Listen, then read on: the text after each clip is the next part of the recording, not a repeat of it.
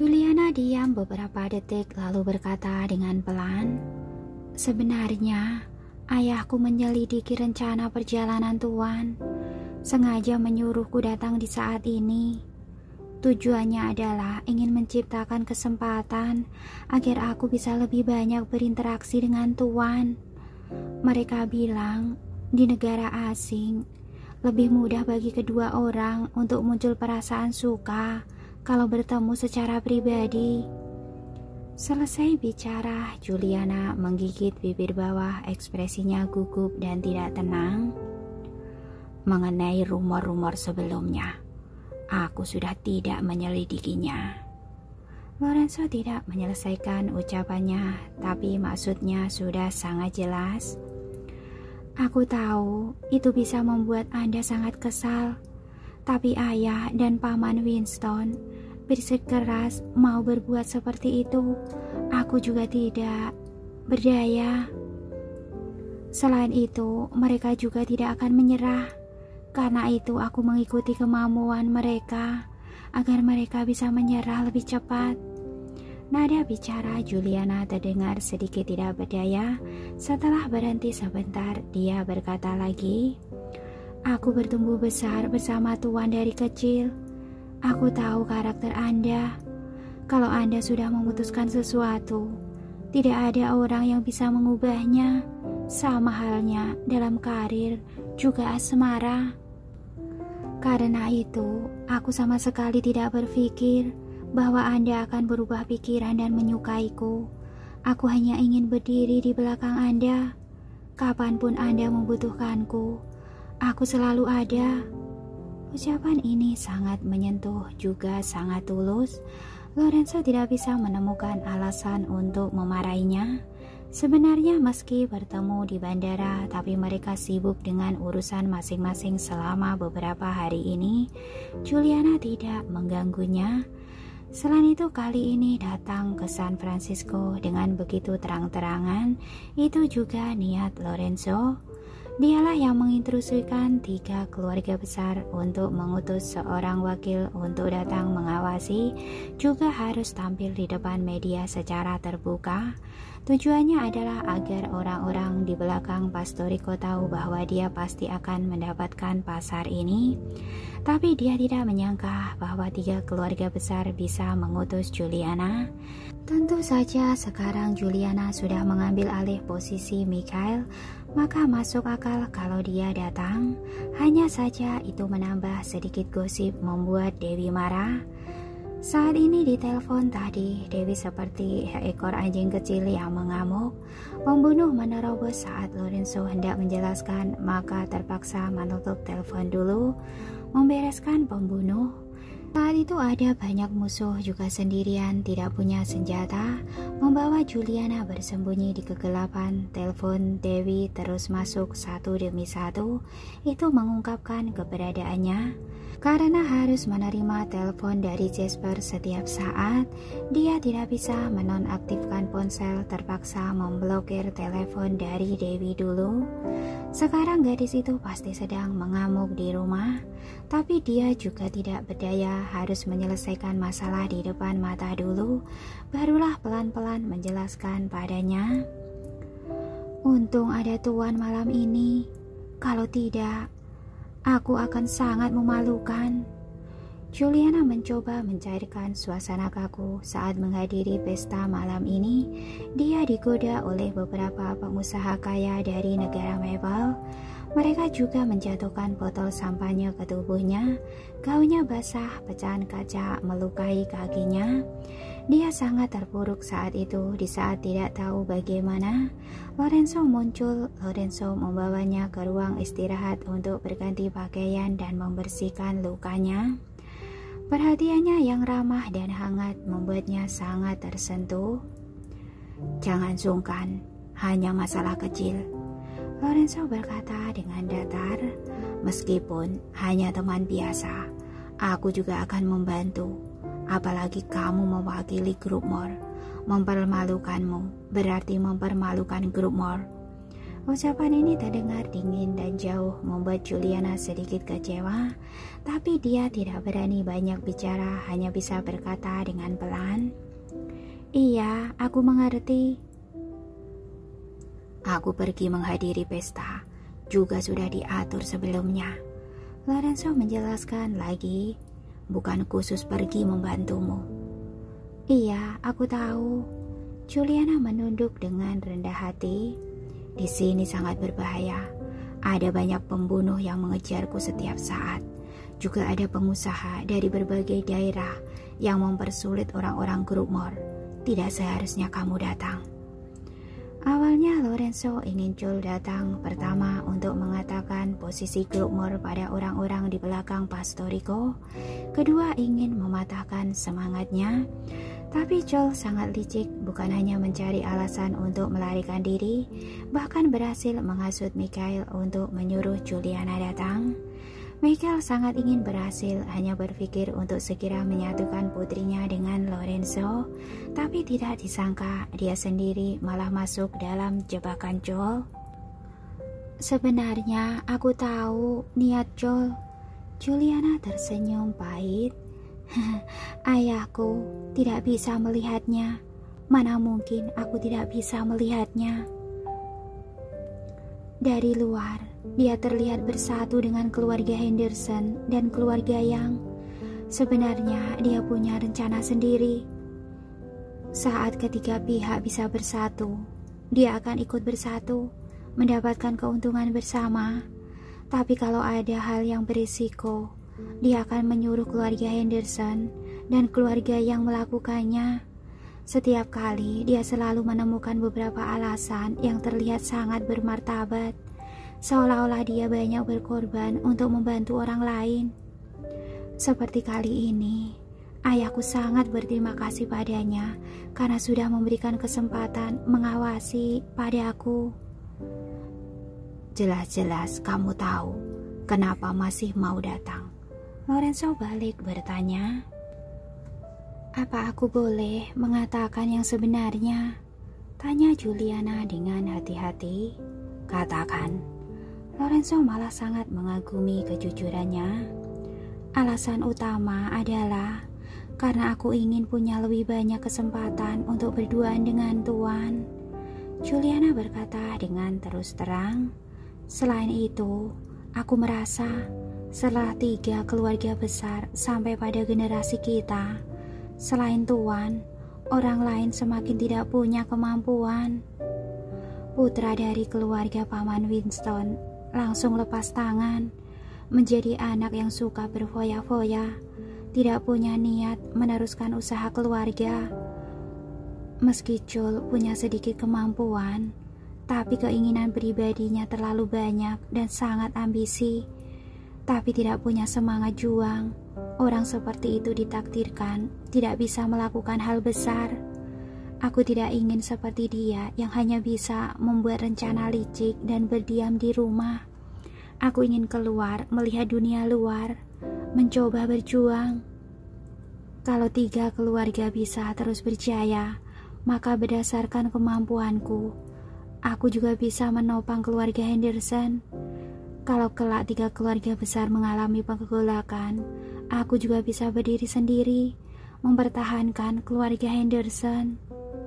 Saat mendengarnya, Lorenzo sedikit tercengang. Pandangannya terhadap Juliana sedikit berubah.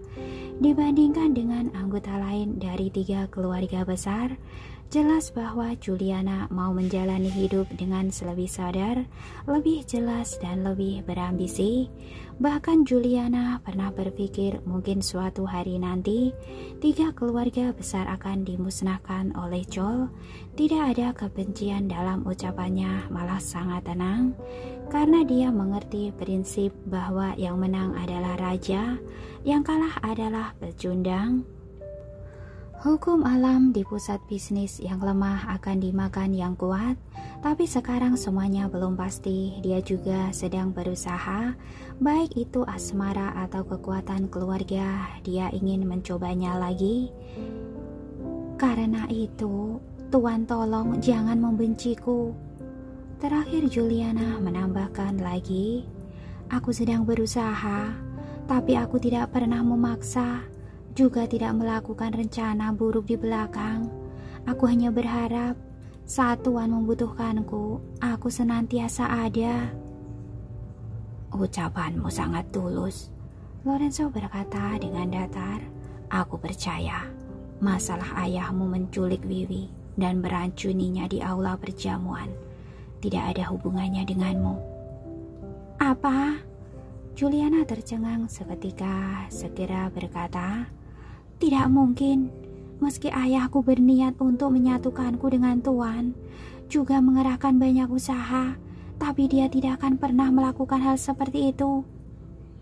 Lorenzo meliriknya, tidak bicara, hanya saja ekspresinya sangat dingin. Percayalah padaku, ayahku sungguh tidak pernah melakukannya. Juliana meyakinkan lagi, di antara 3 keluarga besar, dia adalah yang terlemah. Mana mungkin berani menculik orang Tuhan? Saat mendengarnya, Lorenzo sedikit menyipitkan mata. Mungkin yang lain adalah alasan, tapi ini memang cukup masuk akal. Setelah mengantar Juliana ke rumah, Lorenzo kembali ke villa. Jasper dan yang lainnya bergegas kembali setelah melihatnya baik-baik saja. Barulah mereka merasa lega. Jasper baru saja mau bicara, Lorenzo memberi instruksi. Selidiki ulang masalah penculikan Wiwi. Baik, Tuan. Jasper melihatnya dengan hati-hati. Tapi ada satu hal yang harus aku laporkan dulu pada Anda. Aku harap Anda tidak marah setelah mendengarnya. Katakan. Lorenzo sudah lelah sepanjang malam menyeduh secangkir teh berkualitas tinggi, minum dengan elegan. Nona Wiwi sudah pergi. Lorenzo memutahkan teh panas, batuk tiada henti. Jasper sekira menepuk punggungnya, menghiburnya. Tuan, jangan cemas. Seharusnya Nona baik-baik saja. Apa yang terjadi? Kenapa tiba-tiba bisa pergi? Lorenzo berkata sambil mengeluarkan ponsel menghubungi Dewi. Bukankah harus ditanyakan pada Anda? Jasper berkata dengan lemah. Aku dengar Kelly melaporkan Nona bertengkar dengan Tuan. Tuan membuatnya marah sampai pergi. Lorenzo tidak bisa berkata-kata. Menurutnya meski bertengkar, cukup dijelaskan saja setelah semuanya selesai kenapa harus pergi. Wanita itu benar-benar. Saat sedang marah terdengar sebuah suara di telepon. Nomor yang Anda tuju sedang tidak aktif. Dia mengerutkan kening sekira bertanya, kemana dia pergi? Sudah pergi berapa lama? 4 jam 10 menit. Jasper mengatakannya dengan jelas.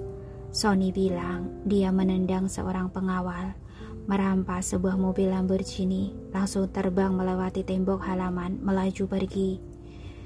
Sony menduga mungkin dia akan pergi ke bandara, maka segera membawa orang ke bandara untuk menghentikannya. Tapi dia malah pergi ke kota terdekat untuk naik pesawat. Sony juga baru memastikannya setelah menemukan mobil Lamborghini itu. Sekarang dia sudah naik pesawat menuju ke Swedoland. Lorenzo tercengang dibandingkan dengan semua bawahannya.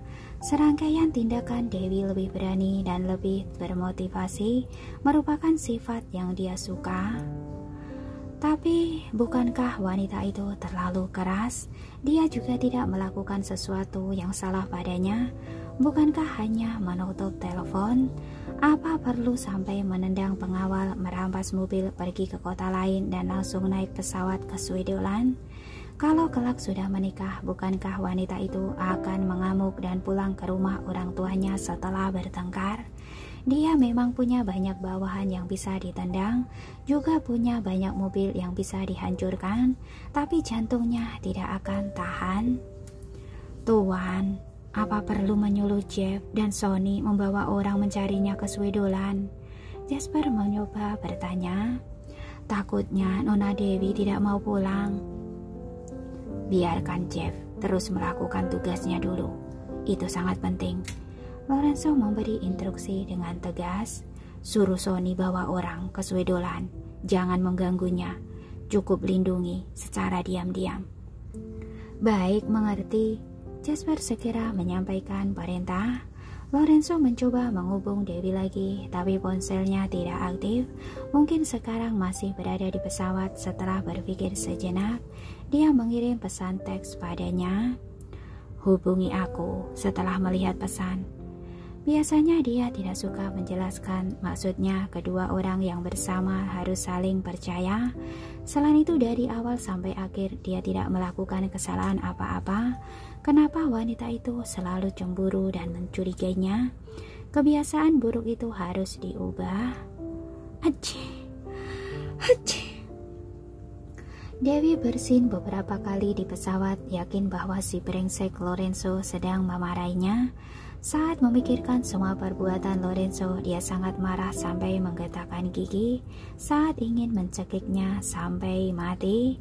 Saat sedang emosi, tiba-tiba Dewi menyadari gadis di sampingnya sedang menangis. Sudah menghabiskan sebungkus tisu, terus menyeka air mata dan ingus. Apa kamu baik-baik saja? Dewi memberikan sebungkus tisu padanya, menghiburnya. Dalam hidup ini, kita pasti akan menemui kesulitan. Berpikirlah lebih terbuka. Bajingan, menipu cintaku, juga menipu uangku. Sekarang aku tidak punya apa-apa, bahkan mengandung anaknya. Gadis itu memegang perut, menangis lebih sedih. Hah? Reaksi Dewi sangat besar. Uangmu juga ditipu. Berapa banyak yang ditipu? Aku memberikan semua biaya sekolah dan biaya hidup yang diberikan orang tuaku padanya. Kalau ditotal, jumlahnya lebih dari 600 juta. Orang tuaku mengira aku masih bersekolah, tapi tidak tahu bagaimana menjelaskannya pada mereka saat pulang nanti. Gadis itu menangis sangat sedih, memegang perut dan berkata, saat baru hamil, dia berbohong padaku, bilang akan menikahiku. Tapi dia terus menundanya sampai perutku sudah besar. Dia juga kabur. Sekarang aku harus bagaimana? Saat mendengar ucapannya, Dewi langsung merasa bahwa pria sangat menakutkan. Cinta begitu menakutkan, bukan hanya menipu perasaan, juga menipu uang. Kamu jangan sama seperti aku, yang mudah percaya pada pria. Jangan tertipu. Gadis itu berkata pada Dewi sambil menangis. Semua pria adalah penipu. Awalnya mereka mengatakan hal-hal baik, tapi malah tidak menghargai kita. Lagi setelah mendapatkan kita. Sepertinya benar. Kamu jangan sama seperti aku, yang mudah percaya pada pria. Jangan tertipu. Gadis itu berkata pada Dewi sambil menangis. Semua pria adalah penipu. Awalnya mereka mengatakan hal-hal baik, tapi malah tidak menghargai kita lagi setelah mendapatkan kita. Sepertinya benar. Dewi teringat pada Lorenzo. Pada awalnya dia memang sangat baik. Setelah setuju untuk menikahinya, sikapnya langsung berubah. Ada lagi, jangan menghabiskan uang untuk pria. Kalau tidak, dia lebih tidak akan memperhatikanmu. Tidak akan. Dewi memeluk tasnya erat-erat. Tidak apa-apa kalau menipu perasaanku, tapi sama sekali tidak mungkin menipu uangku. Perhiasan yang diberikan Lorenzo padanya masih ada di dalam tas. Dia terus membawanya, tidak pernah meninggalkannya. Saat melewati pemeriksaan keamanan, dia diminta untuk memperlihatkan bukti pembelian dan sertifikat. Dia tidak punya bukti pembelian tapi ada sertifikat. Dia diperbolehkan lewat setelah menghabiskan waktu yang cukup lama. Saat berpikir bahwa dia telah menghabiskan begitu banyak waktu dengan si bajingan Lorenzo, tidak buruk juga sudah mendapatkan sebagian perhiasan. Kalau bahkan perhiasan juga disita, dia akan rugi besar.